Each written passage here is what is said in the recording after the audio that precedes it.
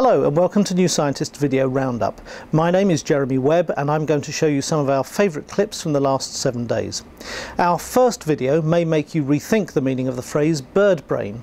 Researchers from Oxford University tagged crows with tiny cameras and let them loose to find out if they use tools in the wild.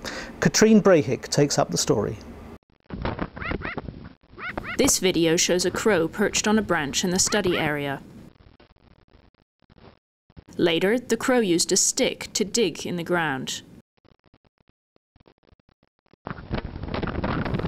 Here, he is seen transporting a stick to a different location. Researchers found the crow also used a tool to remove its prey from the ground. The birds used a wider variety of natural tools than expected. They also kept good tools for future use. Smart crows indeed. But some humans have much more on their minds, like how to become immortal. Aubrey de Grey believes we'll find a cure for ageing, and he came in and told us how it might be possible. The repair and maintenance of a machine entails the reversal and repair of damage that accumulates as a side effect of the normal functioning of the machine. So in the case of the human body, that can be defined at the cellular level and the molecular level. For example, in some tissues, our cells die and are not naturally replaced by the division of other cells. And a repair of that problem would be simply to use stem cell therapy to effect the technological replacement of those cells. Of course, as we all live to greater and greater ages, there's going to be a population explosion. So what are we going to do about that?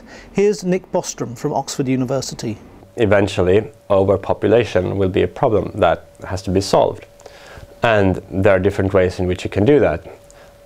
You can either force people off, basically killing people or withholding life-saving treatments, and that would be horrible. Or you can limit the rate at which new people are brought into existence, which is clearly the ethically preferable option. There is, as it happens, a third option. Upload your mind with its memories and personality onto a computer. And that's exactly what Anders Sandberg thinks will eventually happen.